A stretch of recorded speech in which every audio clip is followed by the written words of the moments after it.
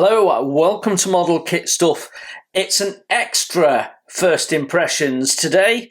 Why? Because this is the new tool, Liberator, and it's possibly the star of the Airfix 2024 releases. Let's take a look.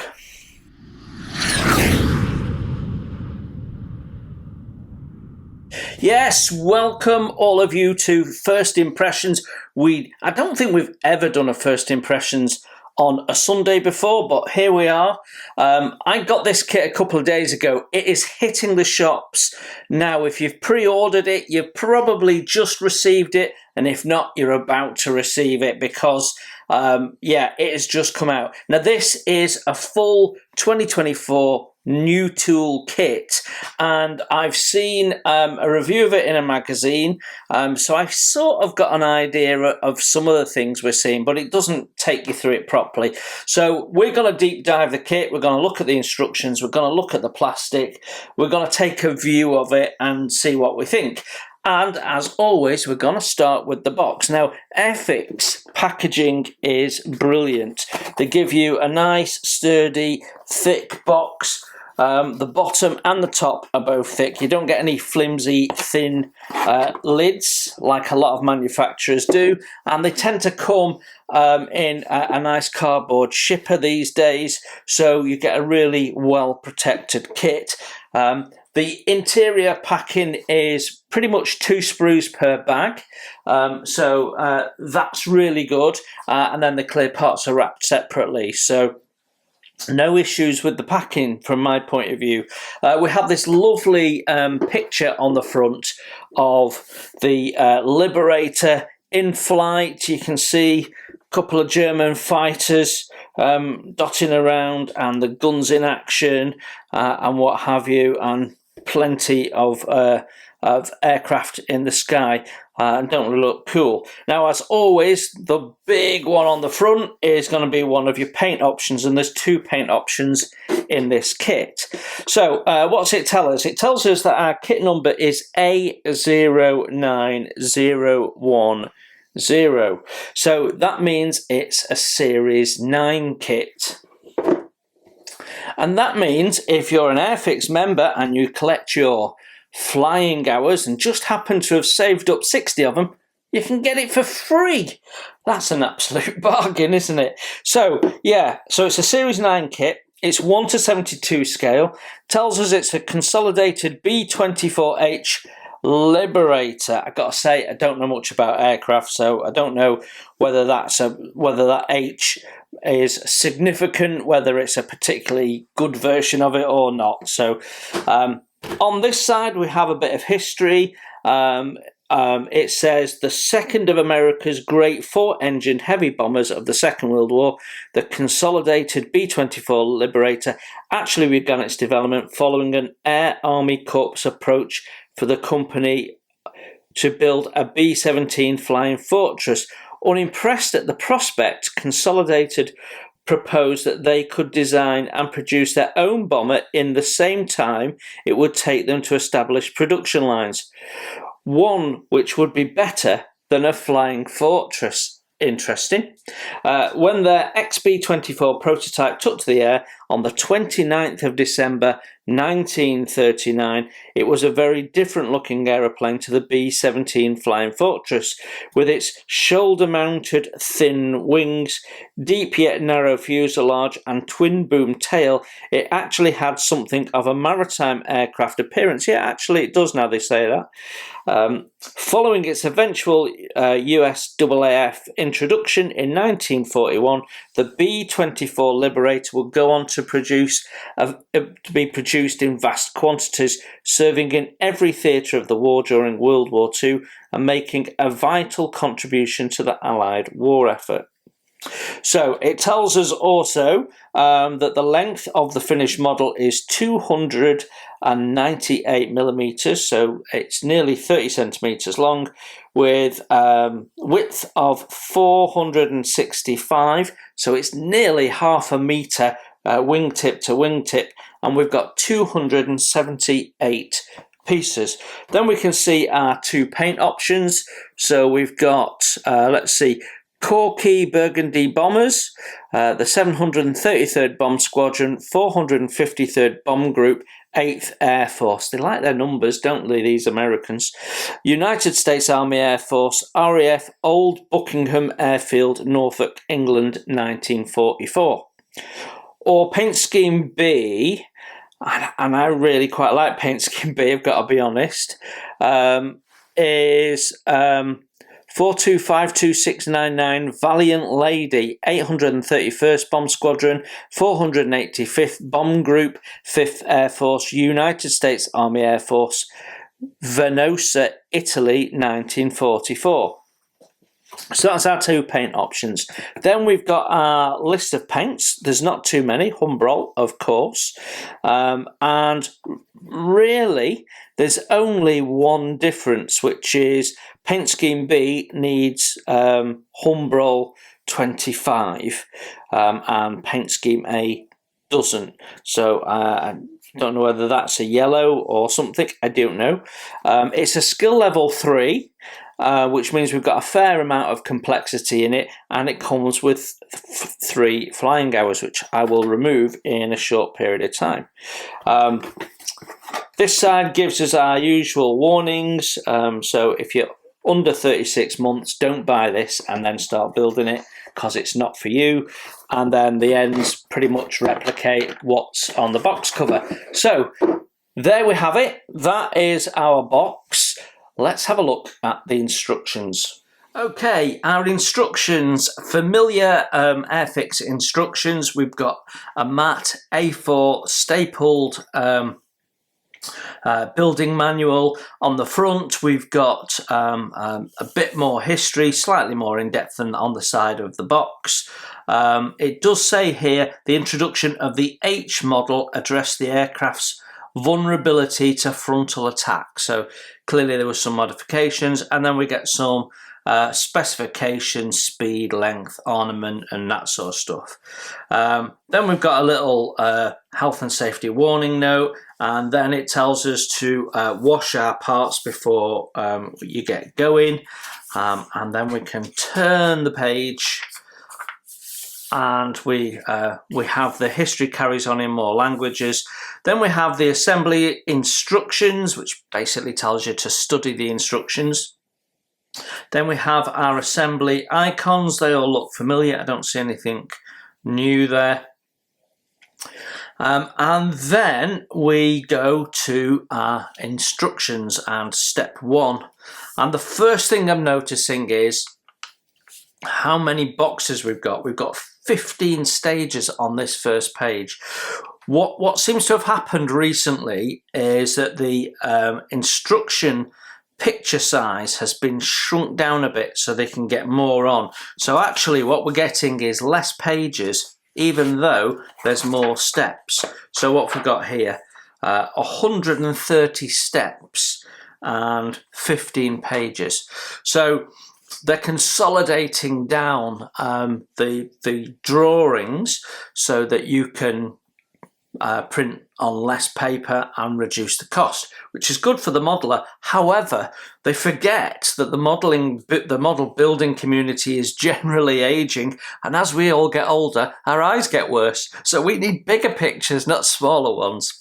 However, with my reading glasses, I can certainly manage. But it certainly looks nice and organised, and I do love Airfix instructions. They're very, very clear. They're very, very functional. It's function over form and aesthetic. So they're not arty and trying to look like an old manual and all that sort of stuff. They're clear and precise and doing what they're supposed to be. So I actually love Airfix instructions. So we're starting with our dials and instrument panel and the steering going on there, and some detail and quite a lot of decals. What we've got, 1, 2, 3 decals going in step 1, and 1, 2, 3, 4 different paint colours, all in step 1. Then in step 2 we're building up seats. Step 3 we're mounting the step 1 sub-assembly into the cockpit floor pan. Then we're mounting the seats onto the floor pan.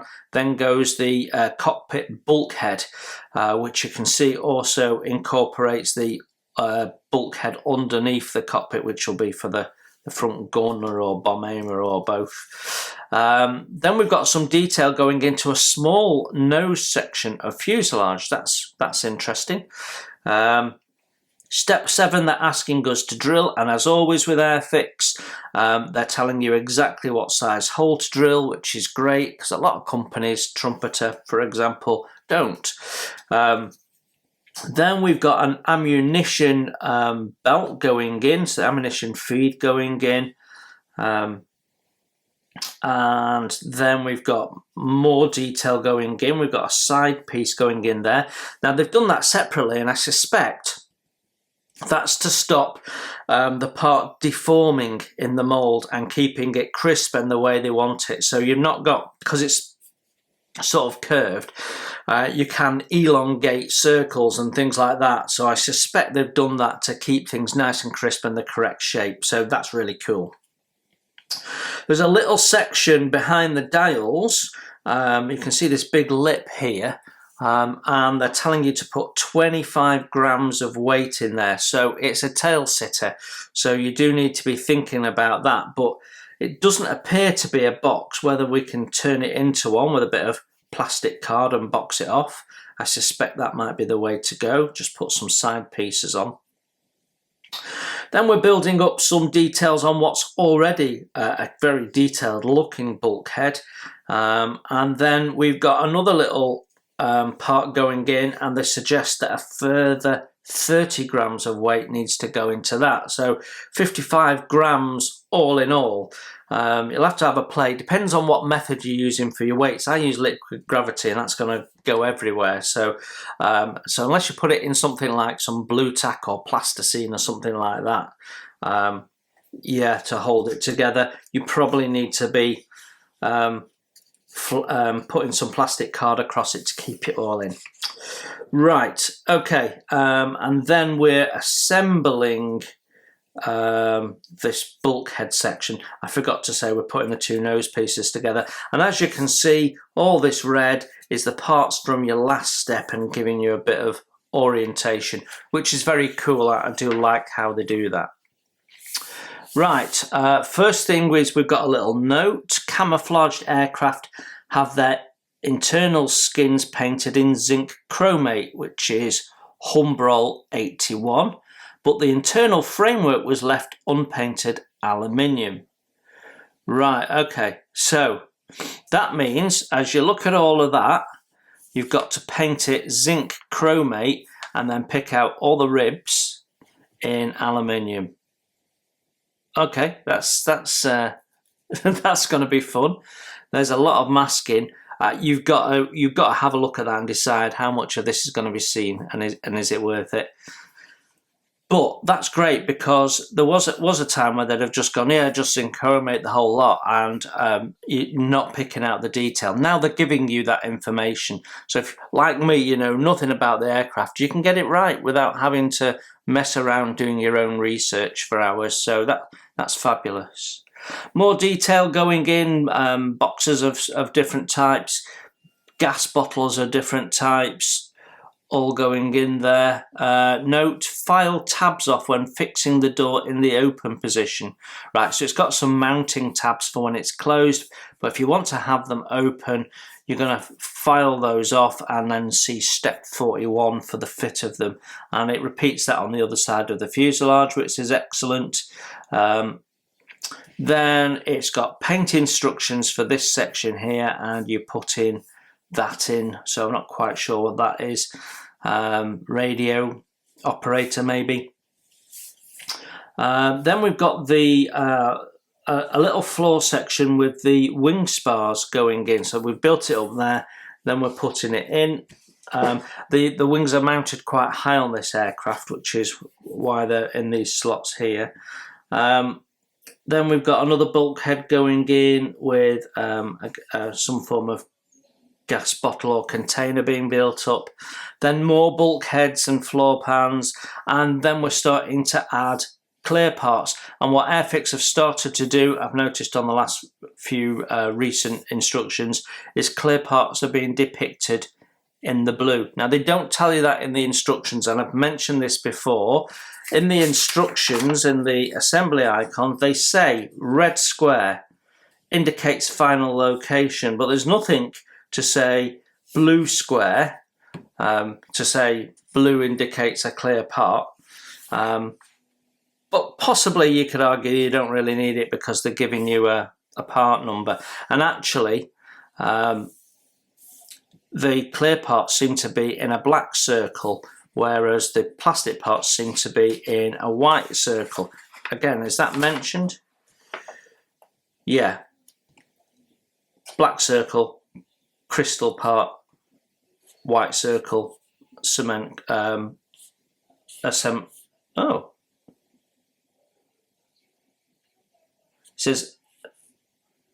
It says cement for that. That can't be right. Anyway, we know what it means. So clear parts going in, some form of door. It says no attached clear part extent in step 124 on page 14. Okay, not quite sure what it means by that. Why are they showing you fitting it now if you don't fit it till page 14? Anyway, not sure. But I think what they're telling you is there's a clear part goes in there, but don't put it in yet. Seems a bit odd, but anyway.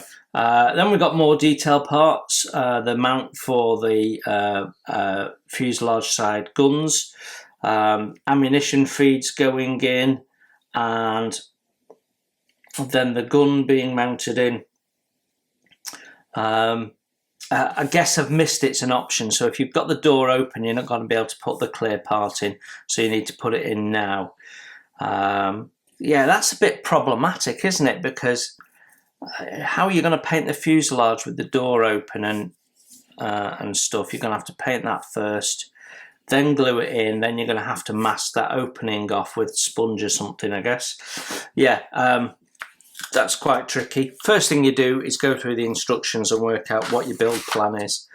Right, 32, we've got more bulkheads, floor pans, and what I suspect is the toilet. And because it's right in the tail of the aircraft and looks like it. Then we've got some more bulkhead detail going in at the top. That will be for mounting the ball turret on. Then as we go over the page, we're on page 6, step 34, more bulkhead detail, and then we're basically repeating everything we've just seen, but on the other side of the fuselage. Then in step 42, that fuselage comes together. Quite a busy little fuselage, actually. How much of that you'll actually see, particularly around here, because you've only got very small openings, but we will see as we build it. Then we've got the door underneath going in, again glass parts going in. Then we have the separate nose being attached to the fuselage, more little pieces being added, little detail pieces. We've got detail around the door, some wing deflectors around the windows. So I guess that was to keep the wind off, the turbulence off, noise reduction and what have you for the gunners. So that's nice details that are separate. Then we're building up the bombs, 3-piece bombs, which is Airfix's general way. I usually find the tail fins a little bit chunky, but when painted up in your bomb bay, you ain't going to notice that. So then we're building up the bomb bay and the bomb racks. And it looks like we've got 8 bombs. That's quite a few more than we've got in the, that's double what we've got in the B-17. Then the bomb bay doors going on, either open or closed, but whatever is your preference. Flipping over the page, and we're on the tail now. So 2-piece central tail, and then 2 pieces each for the ends of the tail there. So 6 pieces in total, then mounted on separately, which is really nice. You've not got seams, joins where you don't want them. Then we're assembling inside the wing for the gear bay. So we've got a separate rib detail. It's not moulded in, it's separate, so that's really nice.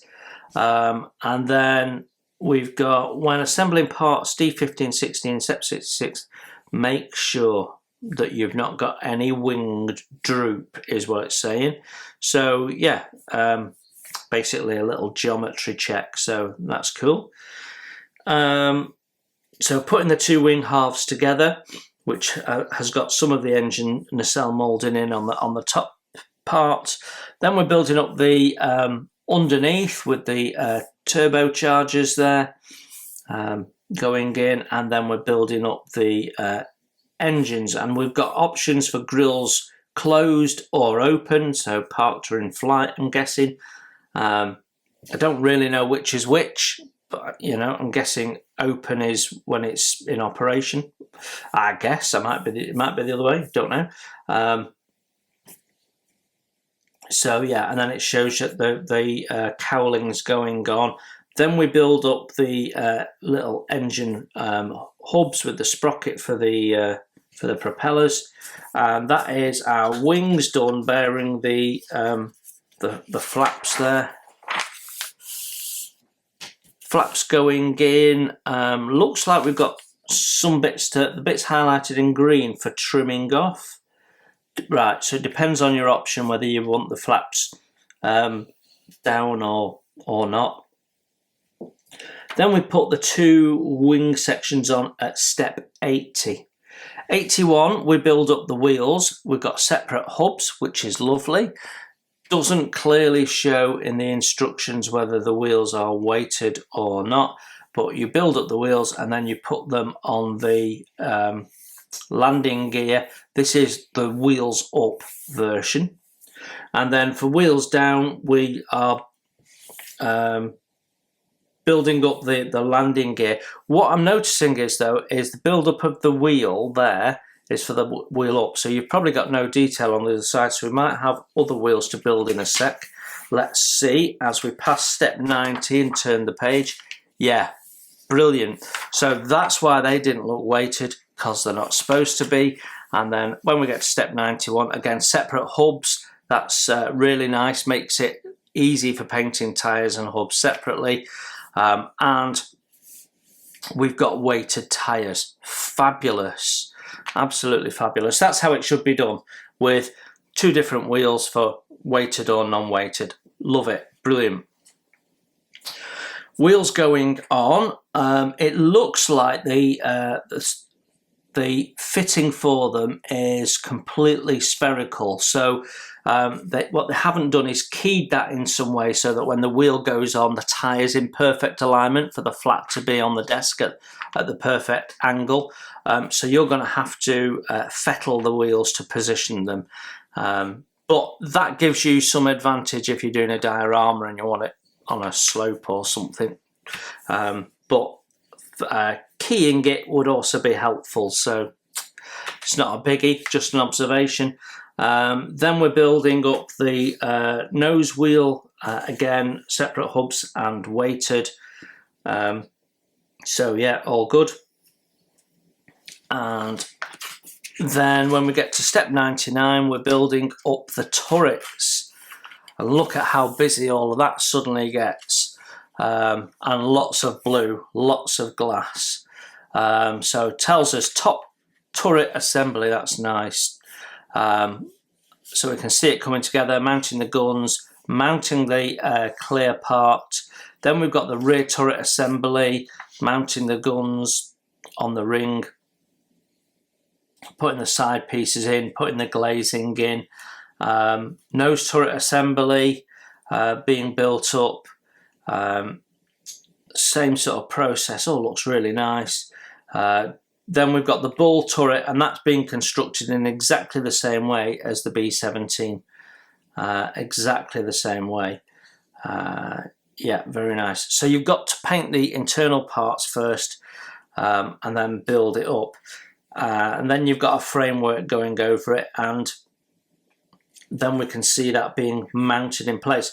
And what's interesting is that that's being mounted after the fuselage are put together, and on the B-17 there's quite a bit of debate about how and when you should mount that ball turret, and I've actually gone with mounting that part onto there, with that being built into the superstructure with the fuselages closed. So it's interesting that they're sort of doing that here, although they're using the whole mounting rod.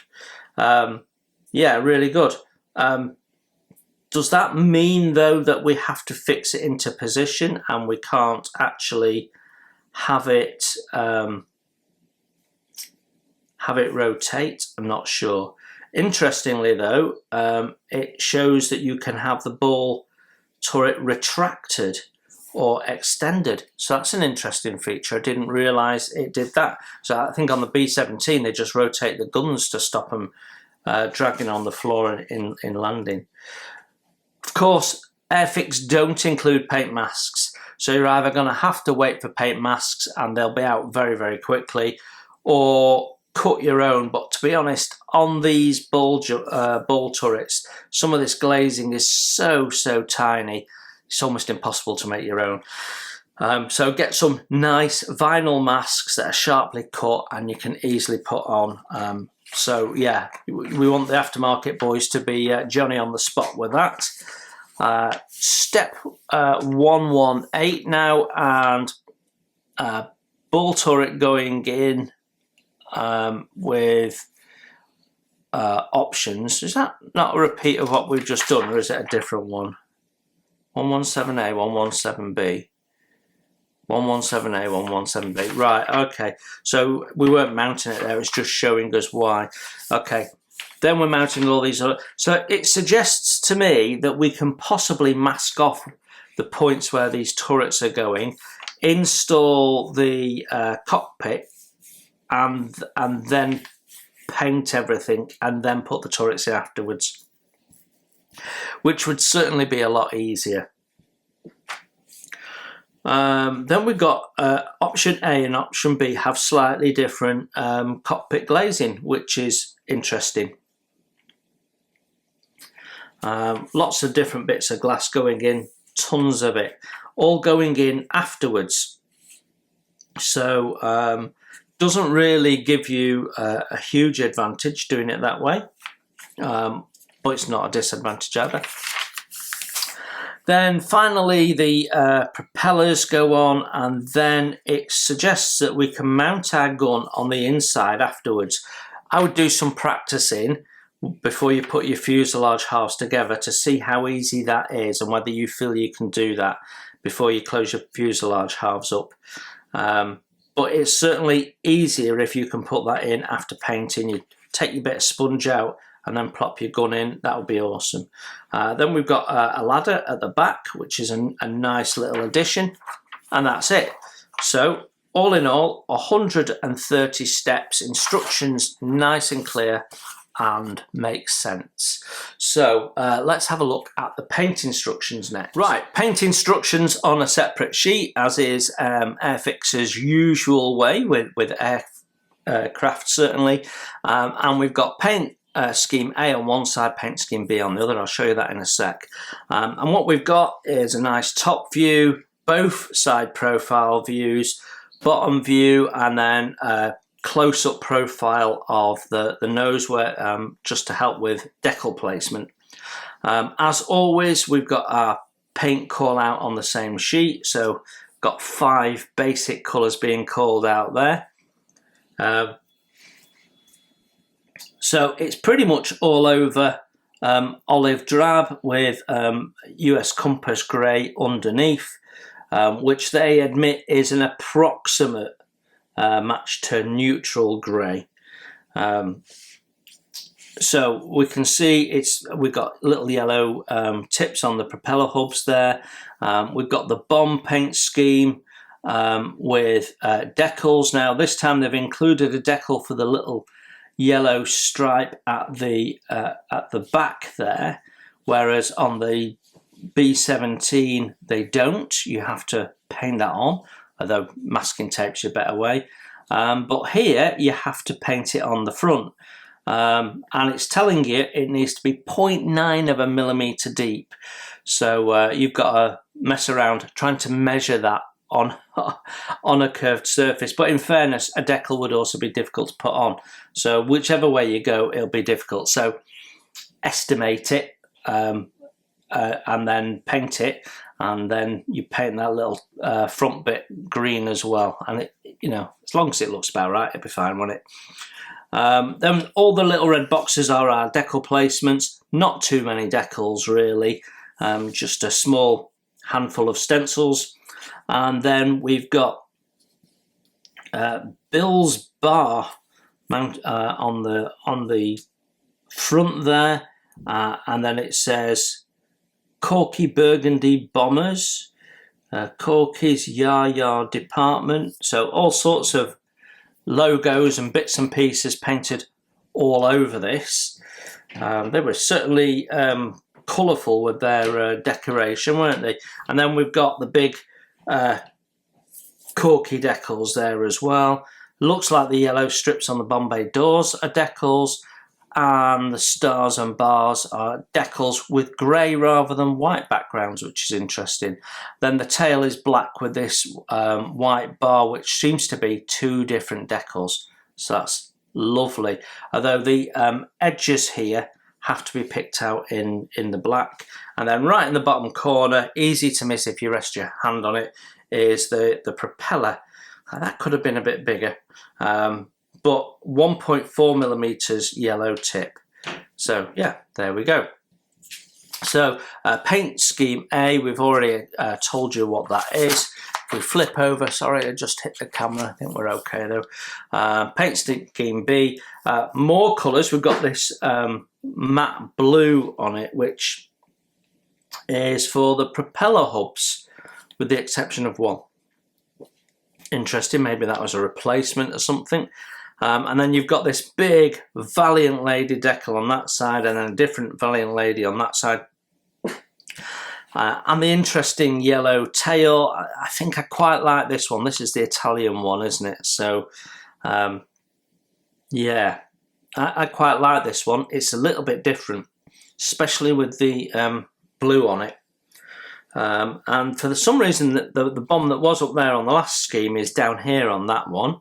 Propeller's in the same place though, and we don't have the close-up of the nose because clearly there's less decals on it. But yeah, very nice. So there's less decals on this, but I think it's the one I prefer. The stars and bars being a bit brighter as well. So yeah, let's have a look at our decals. The decals, now this is interesting. They're divided back up again. So recent Airfix kits had moved away on the decal sheets of dividing them up. So we've got this section at the top here that says common, and then we've got a section for the bombs, and then we've got A paint scheme and B paint scheme. Now in the last 12-18 months or so, that seems to have stopped. So why it's come back, I don't know. Maybe this has been in development for some time and the decals were designed some time ago. I gotta say, I really like it laid out like that. You can easily cut out the sections and put the ones you don't want in your spares, and then crack on with the others. But yeah, nicely laid out. These are all cartograph, so they're as good as you're gonna get.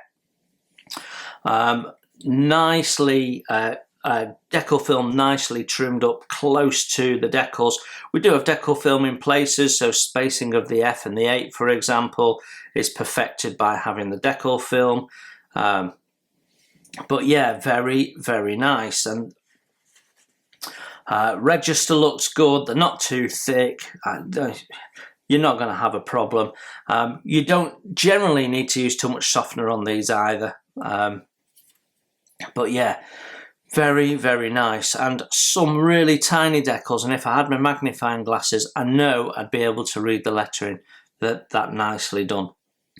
So yeah, absolutely lovely. Nothing wrong with those. Statue of Liberty looks great. Really nicely done. So yeah, I think I am pretty happy with those. Nothing to complain about. Well laid out, nicely spaced as well, so easy to get in with your scissors. and cut around them. So yeah, a lovely, lovely decal sheet.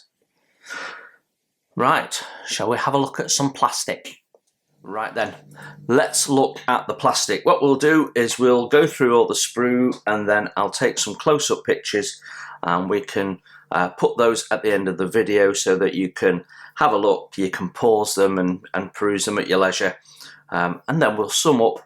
So this is the first sprue out of the box. I'm doing them in the order they came out of the box, so, rather than in sprue letter order. And this first sprue, which is pretty much the full size of the box, so it's not rocking around, which is great. We've got all sorts of different parts here. So the first thing that I'm seeing is that it's really nicely spaced out. You can see everything clearly, and it's easy to get to.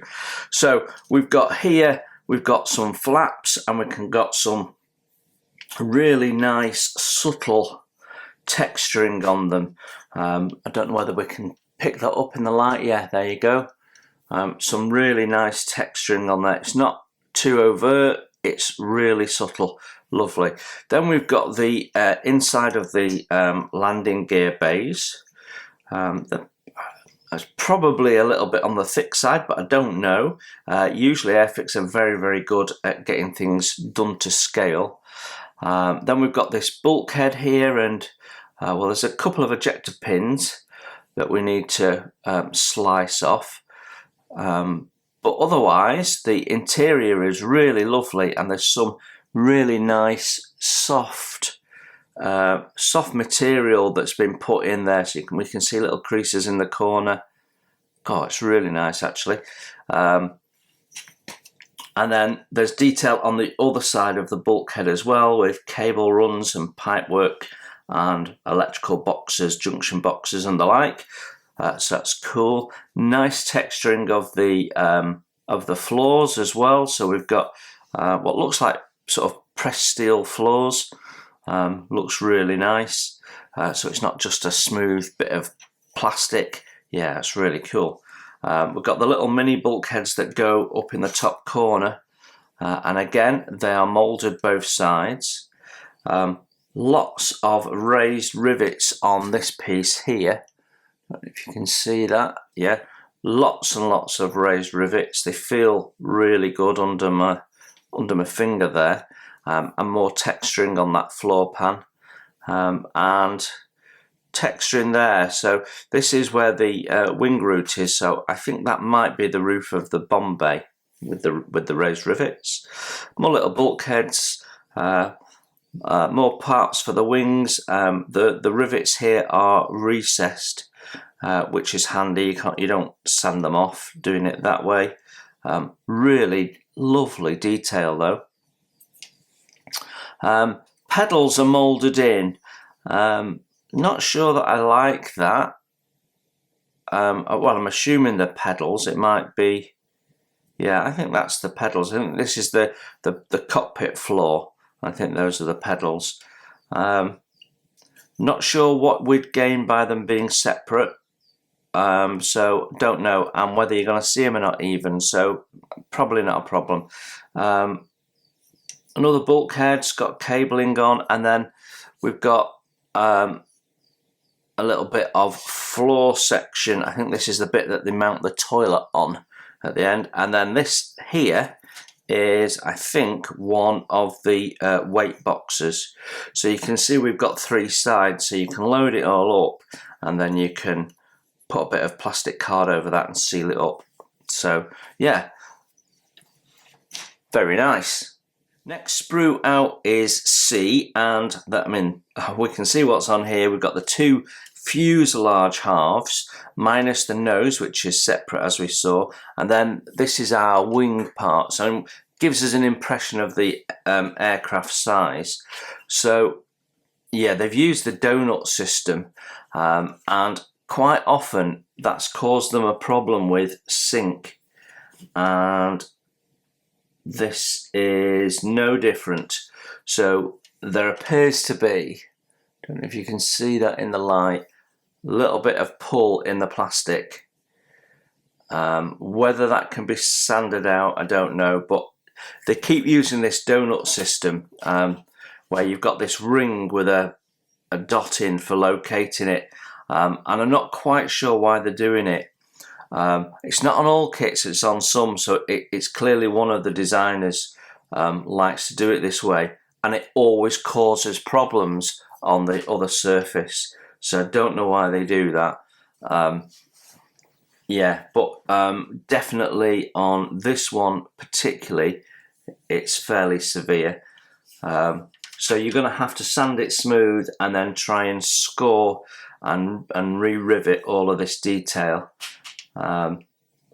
Or you're not going to be bothered about it. Some people will, some people won't.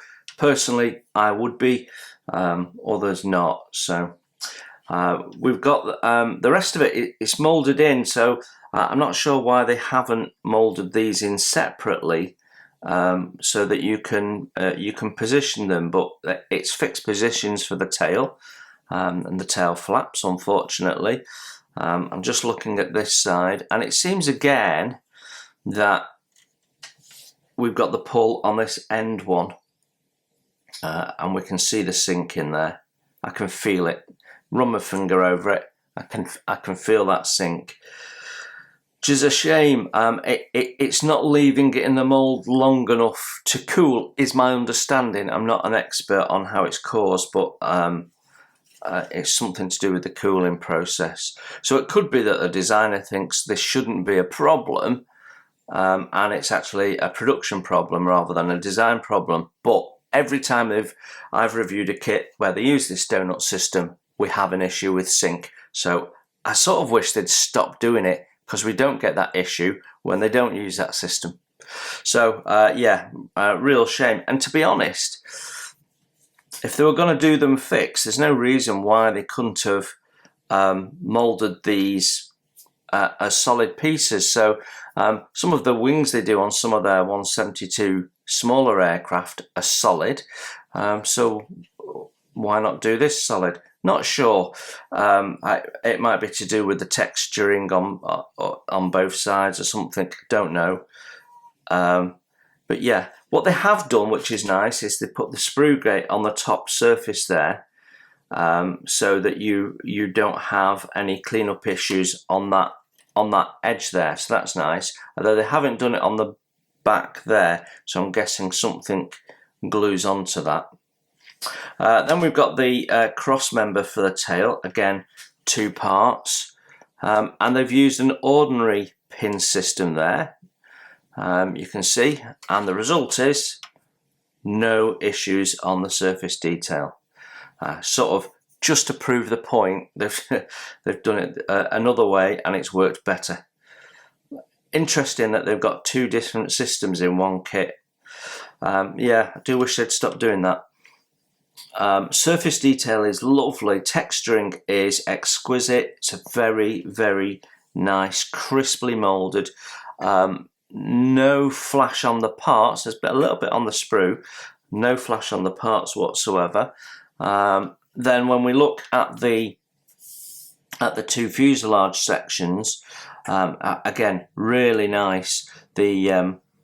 The panel lines are nicely done. They're not too deep, they're not too shallow, they're not too wide. All the various things that people moan about, very, very nicely done. Now, because the glass is put in from the outside in, we do have a little lip on the inside to retain the glass. So that's worth noting, that will be visible. Yeah, but the texturing is lovely. So that's your bottom of the section, that's your bomb bay there. So this is the top of the fuselage here, and we can see that's where the wings are going in. And we've got this little recess where the top wing's going to go in, which means you're not going to have a joining gap. What a lovely idea. Really like that. Nice delicate lip here on the top where the turret there. And then when we flip it over, we can see that all the sprue gates are sitting on top of the mating parts. So there's no damage to the external viewed surfaces when you take it off. First thing we look at when we look at the inside of the kit is ejector pins, and they all appear to be placed behind either parts that are being fitted where the ammunition box is going, for example, or underneath the floor behind a bulkhead where it won't be seen. So yeah, fantastic. No cleanup of ejector pins on the inside. How lovely is that? Of course you do have to mask all this and paint your frame in aluminium. I think probably the way to go is to paint it all aluminium and then give it a wash in your in the interior colour and just build it up over several washes. I think that would be my approach. Yeah, okay. But yeah, really nice detail, lovely interior detail, stunning, and it runs the full length right the way up to the front there. Absolutely beautiful. And then we have this bulkhead with lovely rivet detail on both sides and some raised ribs.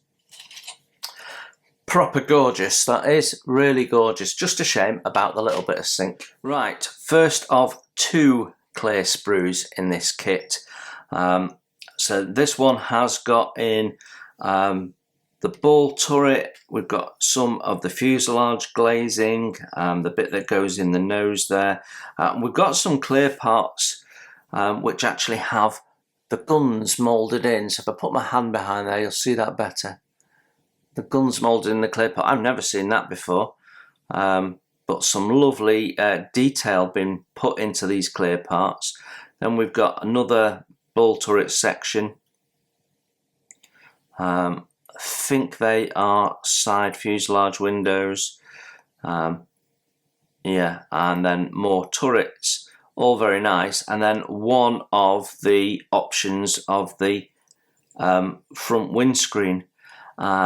And to be honest, nobody does clear parts as well as Airfix as a general rule. And these are lovely and clear. When Airfix get it right, they get it really right. And they're stunning. And through the front windscreen, there's no distortion at all. Through the curve, there's a little bit. But when you put your hand behind it, so when you've got some detail behind it, it disappears, it sort of corrects itself.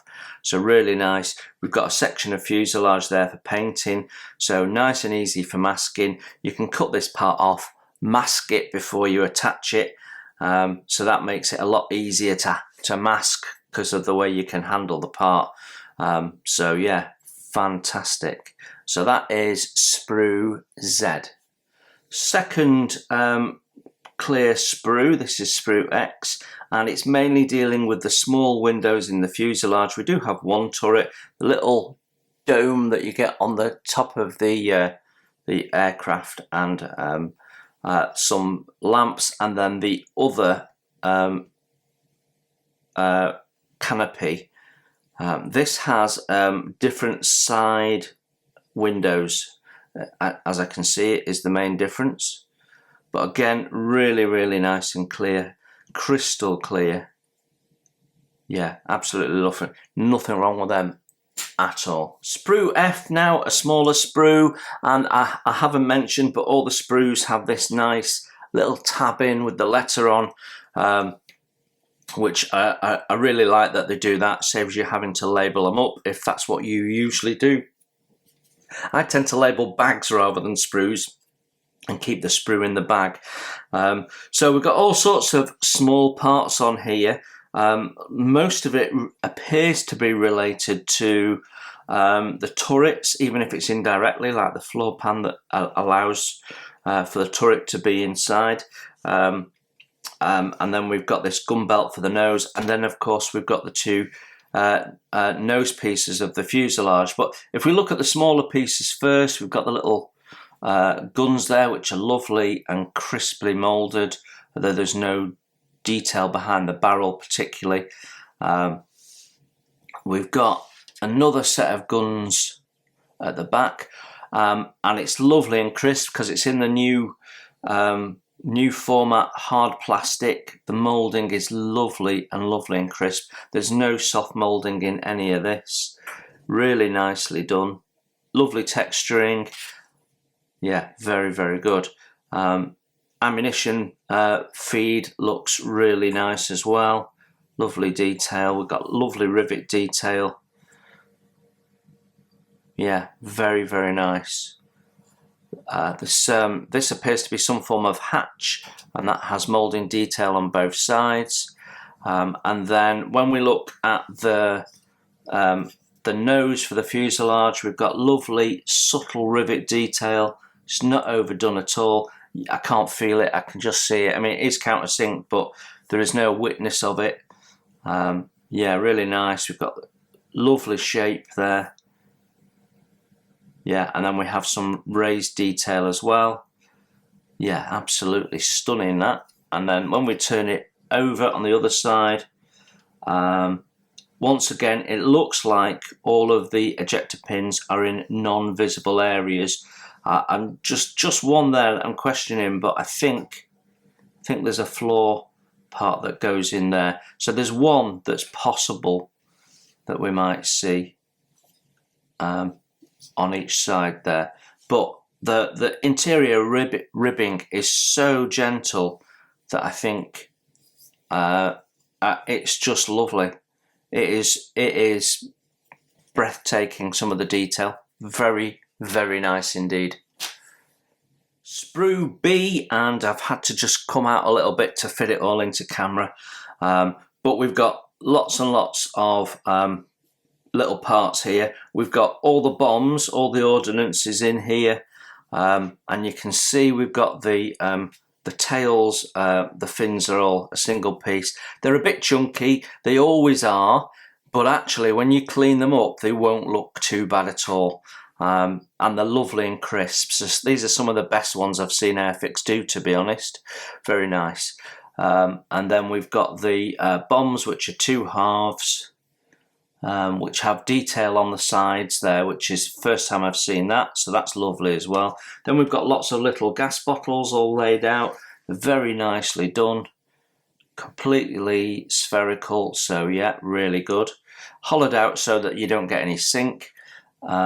Then we've got some more guns. We've got that little, I think it's like a radio antenna or something, which goes on the outside. More exterior detail. I think that's part of one of the, yeah, fairly sure it's part of the turrets. More turret parts. The little ladder that's included for getting in and out of the aircraft. More gas bottles. Parts for the landing gear, radio sets. The little hatch that has a window go in it. Very nice. We've got this little, if you remember in the instructions, we saw these little interior panels that were separate, and the detail on them is just lovely, really nice. Seats, at first glance they look a bit basic, but they do actually have a little lip which denotes the cushion, and I'm not sure, I don't think there's any texturing on the seat. No pilots, of course. Airfix don't do that anymore. Then we've got radio sets, the steering wheels, which are really nice. They're not too chunky as it always used to be. These have got some really nice fine moulding, really lovely actually. 1/72 scale, that's lovely. Then we've got more little details, ammunition belts, ammunition feed boxes, more tanks, more guns, bristling with guns, the little toilet there, which has got the lid moulded in and the hinge moulded in, which is lovely. Some bulkheads. That's our gunners' positions that hinge in.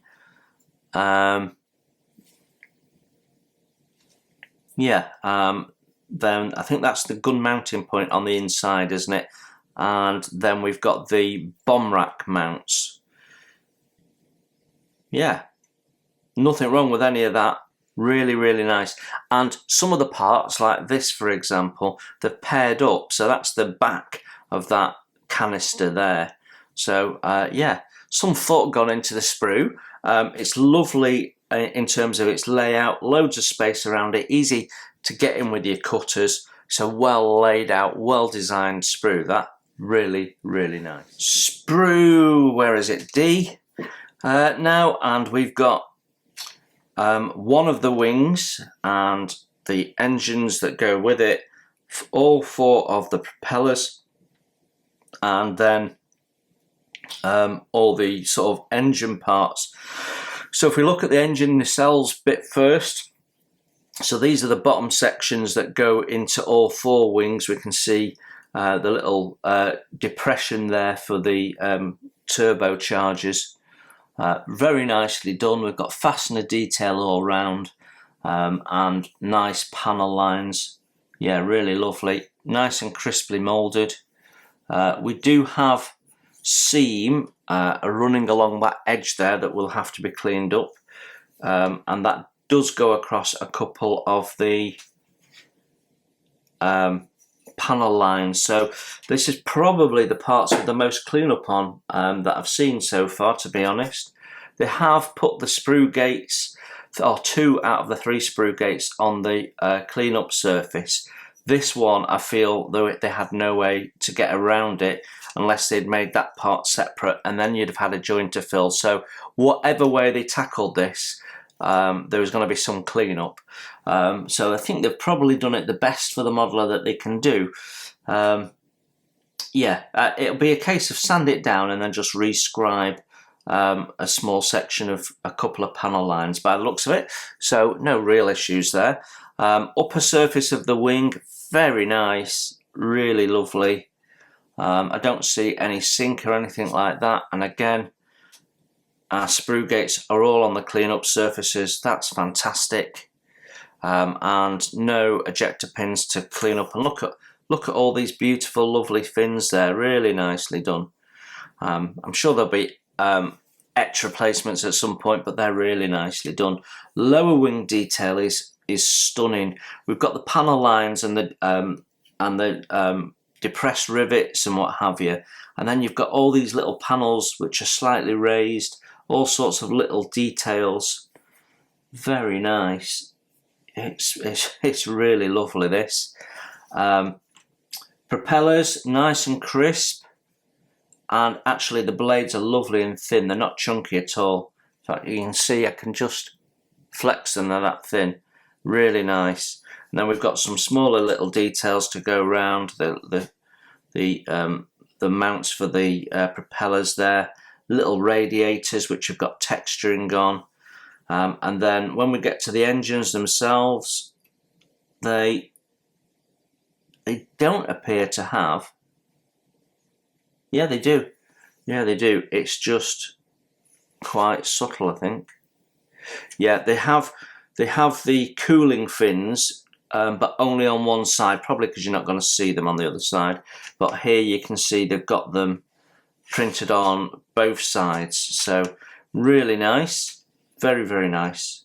Easy to take off and clean up. All your clean-up points are on the top.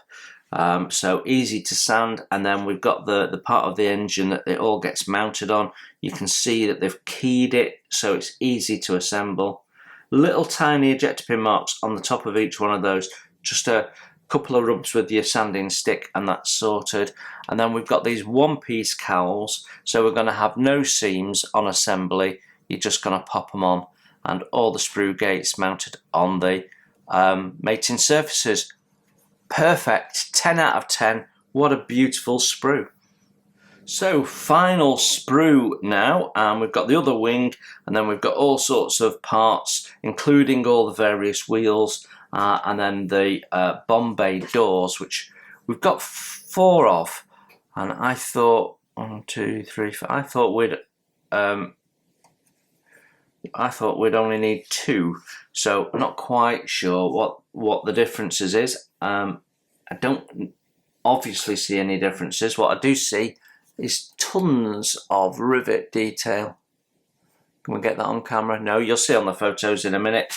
The tyres, the 2-part tyres, I think look really nice. They put the sprue on the gate on the flat, but they've had to do it on 2 other points as well, so there will be some cleanup on the tyres. The turbochargers are some of the nicest moulded ones I've ever seen. I usually get resin replacements, but I've got to be honest, don't think I'll bother with these. These are really lovely.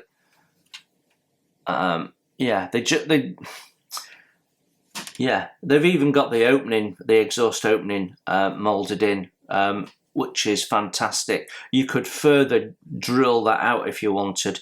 That'd be really easy. They're really lovely, really nice. Wings, we just reviewed the wings. This is exactly the same, just on the other side. Then we've got wheel hubs that look really nicely detailed. Nice depth to the moulding there. And the landing gear, same, all lovely and crisp, no issues. A little bit of seam cleanup, but you know, general modelling cleanup that you'd expect, nothing more. All sorts of little bits. Then we've got that's the front wheel, and then we've got the wing mounted wheels, which are a bit bigger and sturdier, and again, other than a bit of seam, no real issues. 2-part hubs, which means you can paint them up separately, then assemble it all. Yeah, so there's no tire sections on that hubs as far as I can see. The tyres have lovely detail on the tread surface, but there is no sidewall detail, so some people will want to replace with resin, I'm sure. But you do get the weighted bulge, which is nice, as we saw in the instructions. And if you're putting the wheels into the fuselage, wheels up, then then you've got no bulge and looks great. And then we've got the 2 half hubs for the wheel up version. The only comment I would say is if you're having the gear up, I haven't seen anything that obviously is a mounting point for a stand, so you're going to have to work that out yourself. Right, I'm going to show you some close-up pictures of all this now, and then we'll sum up.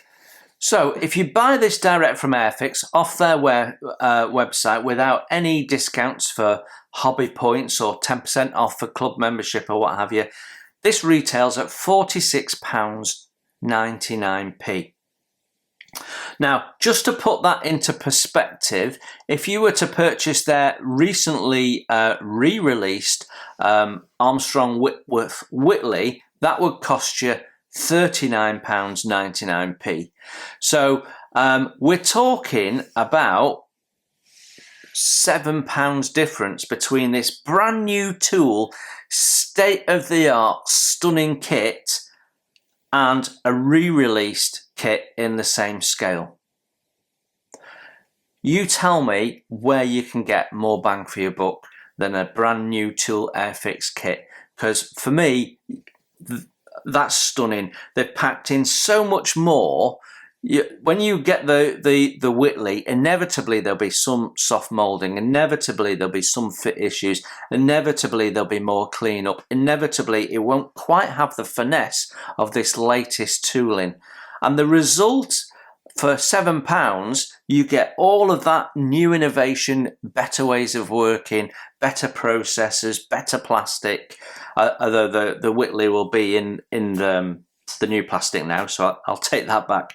But you get all of this extra for £7. It's stunning, stunning value. And if you like your bombers, you're going to love this, because I think this is the best Liberator on the market, bar none, easily. Hope that was useful. You enjoy your modelling, and I will see you very soon. Bye for now.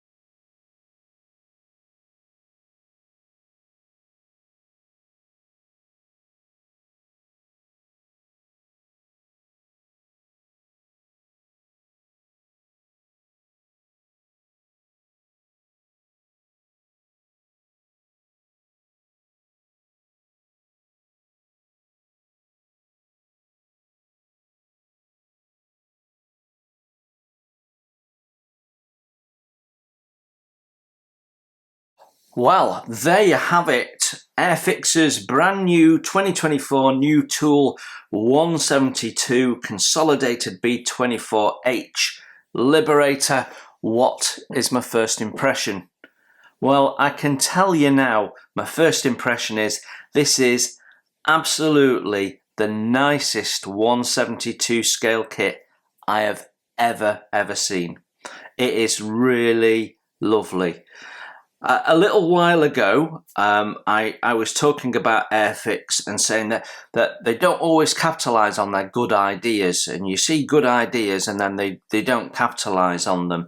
And what I'm seeing is some of those good ideas starting to appear again and again and again. There is definitely a culture of continuous improvement in Airfix, and it really shows. So let's start with actually we're going to start with the box and the packaging. The sprues are, with the exception of the clear parts and one sprue that is smaller, the sprues all fit the box, so there's nothing moving around. By the time you've put the everything in its bags, there is no gap between the top of the pile of plastic and the lid, so everything in there is really tight. It's not moving around, and as a result we've got no scuffing, we've got no damage of any type whatsoever. So absolutely spot on. You can't shake it and have the parts move around or anything like that.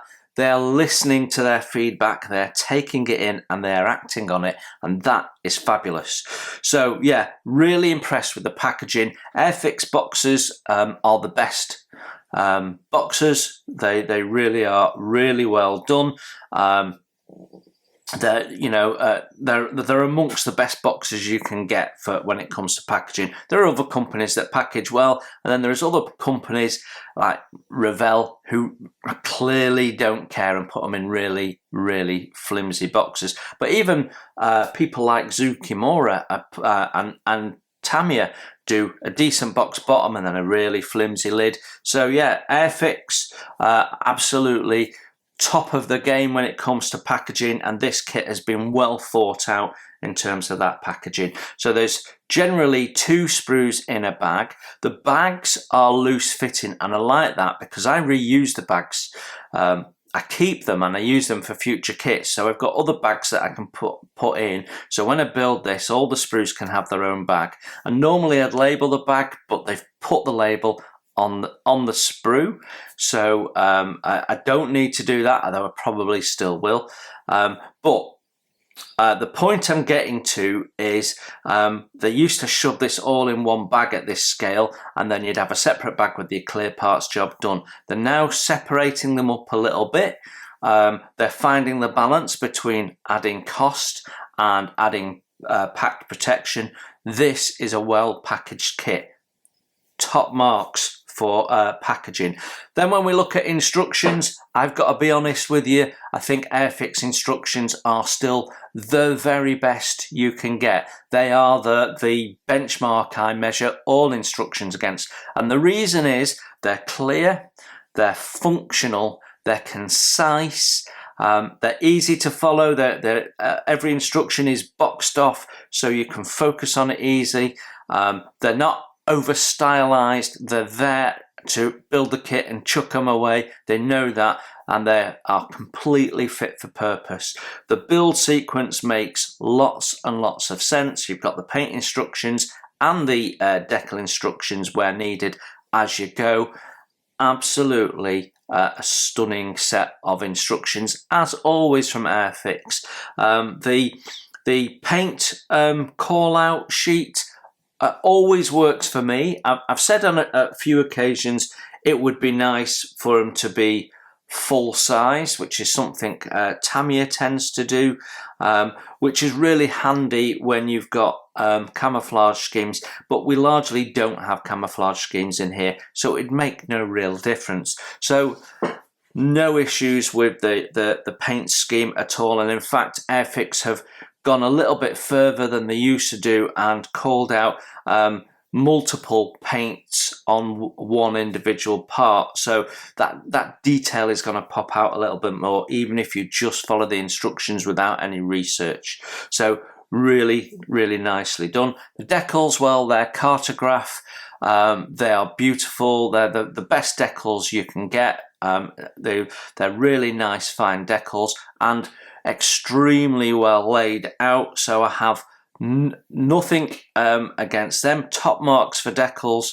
And then when we get to the plastic parts themselves, they're stunning. They are crisply moulded. They're in the hard plastic, which seems to hold that detail much better than the softer plastic they used to use. So they look really, really perfectly formed parts. Really, really nice. Not only that, Airfix have thought about, this is one of the things we're seeing more and more, they've thought about clean up. So you've got ejector pins in places where they won't be seen. So there's only 2 ejector pins in all of this that I think you might have to clean up. Otherwise, it's all been moved out of the way for you. Fantastic. Sprue gates on the mounting points in the main where they can do it. Most of them are on clean up surfaces unless they've got no way around it. So again, brilliant, absolutely well done. Grouping of parts, sprues are laid out really nice and easy, lots of space.